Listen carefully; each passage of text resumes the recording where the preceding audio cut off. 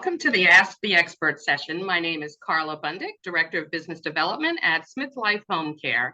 I'm here with our honored guest, Frank Finamore, Executive Director of the Cleveland and Woodley Park Village, and I'll introduce him more in depth in just a moment.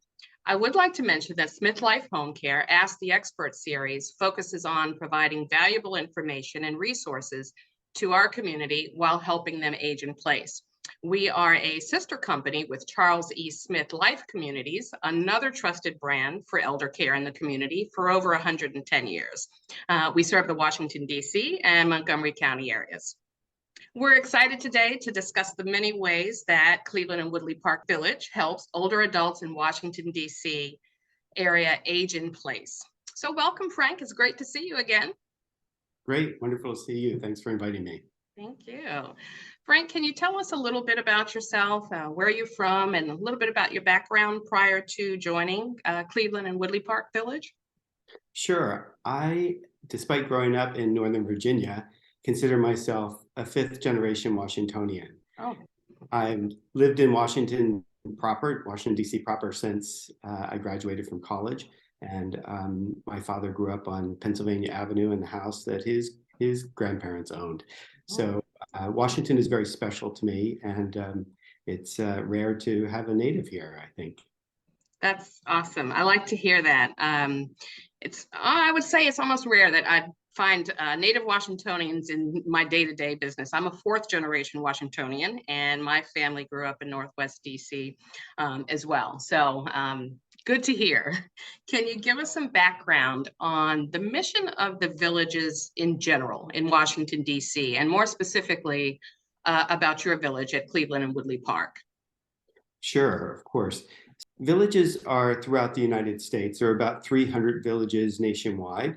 And in Washington, D.C., we are home to 13 villages, and we also have a pilot project right now bringing village-like services to residents that are in areas that don't have a village. So we're still trying to serve them. Our main purpose is to help people age in community, and to not only age in community, but to thrive where they're aging in their community. Cleveland Woodley Park Village is now 10 years old. We are celebrating our opening of our doors 10 years ago, and are so happy that our founders had the vision and foresight to create this organization. For us, we see ourselves as having three main parts of our mission, and that is to provide social, educational, and wellness activities to older adults. And that is based on the research that's out there that says that when you're more engaged, you're healthier and happier. So we want to get people joining our intentional community early on and being as active as possible as they go through life in their later years. Mm-hmm. Second part of our mission is to help people who need the assistance with practical assistance so that they can remain living in the community. They may not live in the same house that they lived in for 30 years or more. They may downsize to an apartment in the neighborhood, and we may still be helping them.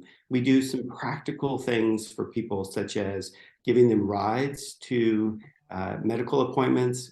In the course of the pandemic, we delivered a lot of groceries and a lot of prescriptions. We're back to doing yard work for people, doing some handy person services, just making life a little bit easier. And perhaps most importantly, we're there as companions for those that want just a friendly visitor, someone perhaps of a different generation coming and chatting with them. Maybe they've lived in their home for 30 years and all of their neighbors have moved. And so suddenly they find themselves not knowing people in their own community. And we want to be that bridge and help people to live and thrive right where they are. Mm-hmm. And the third part of our mission is really important, and that's to make sure that our community as a whole is a welcoming place for people of all ages. Thank you so much for sharing that, Frank. It's so important for seniors to stay engaged and have that socialization with others. And appreciate you just sharing the importance of it, because people are happier and they're healthier when they thrive. And congratulations on your 10 years. So that's excellent. I'm sure there are many more great ones to come. From your perspective, talking about the importance of some of the services that you provide and resources to help seniors, I'm sure you take pride in many of them. Can you talk about one or two projects or services that really stand out that you're most proud of? Absolutely. For all of our members, but especially our social members, we have a concert series.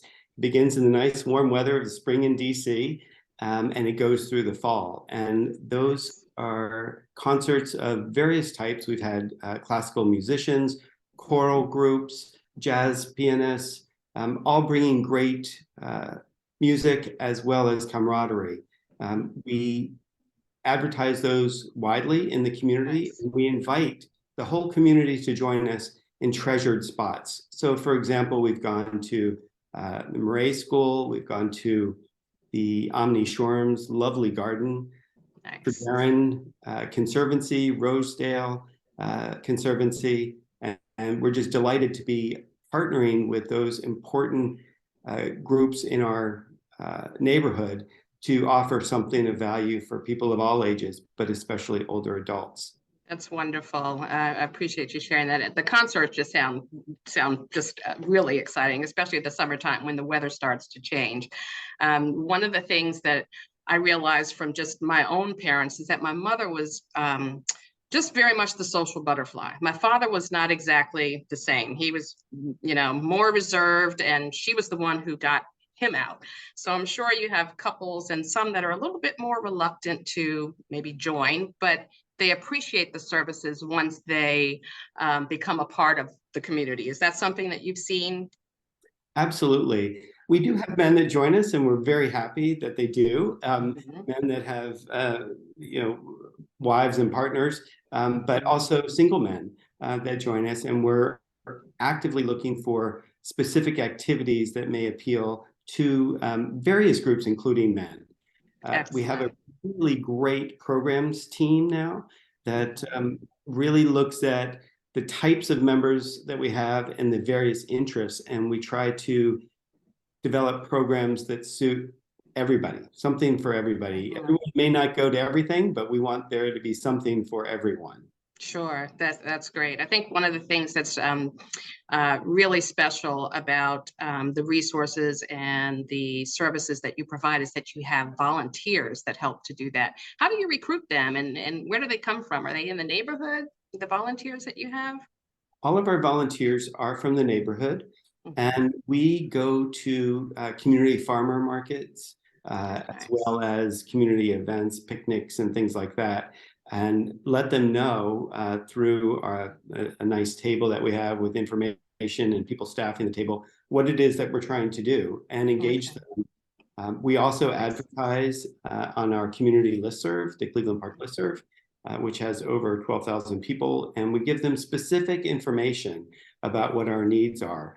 And what's really nice about all of our advertising is that we're able to say, we've developed a system where you can volunteer as little or as often as you'd like, and work for your schedule. So some people like a specific, time every week when they're going to do something for somebody, and other times people say, "Let me know when you need something, and I'll be there," and we make that work. So even people that are working from home, many people are now, they can find, half an hour or something to do something for an older neighbor. And they feel good about that. And they have a nice connection to someone that they otherwise would have never met. Yeah, I think it's just a certain fulfillment that they get from giving back, and it's probably socialization for them as well. So, taking a look at your website, I noticed that you have some very exciting events coming up this weekend, in fact. Would you like to share a little bit more about them and some other events that you have coming? Sure. So tomorrow we're going to be focused on a session with Paula Stone, doing a discussion with her as the playwright for a wonderful play called Because She's My Mother, which is all about how do we have discussions within families around caregiving and what's the appropriate living place for somebody, and how do you navigate that among families. It's certainly near and dear to my heart. My own 92-year-old mother, who unfortunately has Alzheimer's, lives with me and my family. And so it's something that we really try, not only because of my personal experience, but because so many people are in a position of trying to figure out caregiving later in life, either for a friend, a family member, a loved one. So that's a really nice discussion. But every month, we also have a support group for caregivers that's online with our licensed clinical social worker. And that is open to anyone in the community that needs it and would like it. And we really want people to know about that. So these events are on our website at cwpv.org. And the first of our concert series is also this weekend. And that is a choral group at All Souls Episcopal Church in Woodley Park at 2 p.m.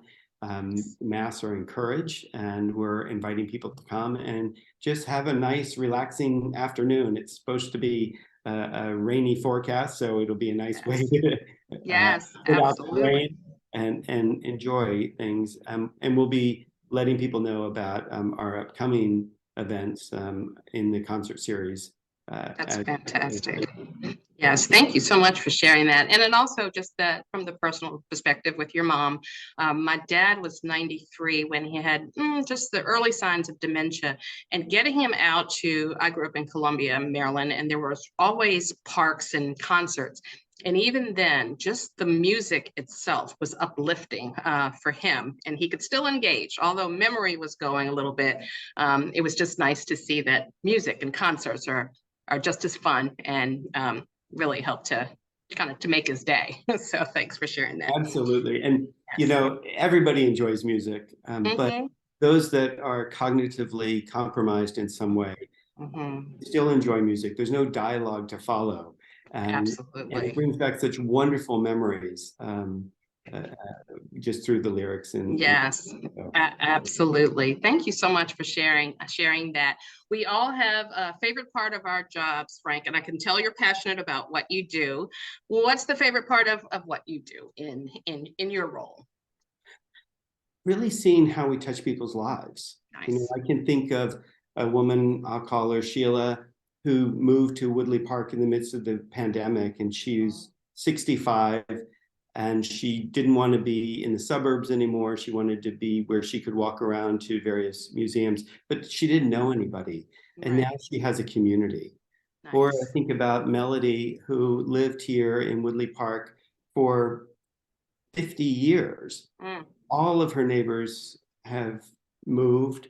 She's outlived 2 husbands, and we're there for her. We're helping her. During the pandemic, we gave her meals made by our volunteers for more than 2 years because she didn't want to accept meals from the government or from you know, a caterer or something like that. But having a friendly person, a neighbor who she saw, our volunteer as a neighbor, delivering a meal and having a conversation was somehow more acceptable. So I'm glad that we were there for Melody. Absolutely. Those are the things that make it so special. So seeing how people's lives are affected by our volunteers of neighbors helping neighbors really makes it all worthwhile. And that goes right back to your core mission of neighbors helping neighbors. So we're coming to the close of our session here. Is there anything else that you'd like to share with us, Frank, regarding your village at Cleveland and Woodley Park? One important thing, and that is that although we're a membership organization, we have a really robust subsidy policy. And so we want everybody that wants to join us to be able to do so. We don't want finances to be a reason why somebody doesn't join us. So it's a confidential conversation with me, and we make it possible so that anybody that needs our assistance can get our assistance. And I think that really sets us apart. as an organization and speaks to our values. Yes, Really that's about very good to know. Very good to know, because sometimes people think it is just a member. I can't be a part of that. So I appreciate you sharing that. Frank, it has been a pleasure speaking with you today, learning about the valuable resources you have, the passion for your work, the services you provide for families and neighbors, along with your exciting community events. What a treasure you are for your neighborhood. Thank you so much, Frank, and we look forward to our continued partnership. Thanks so much for having me.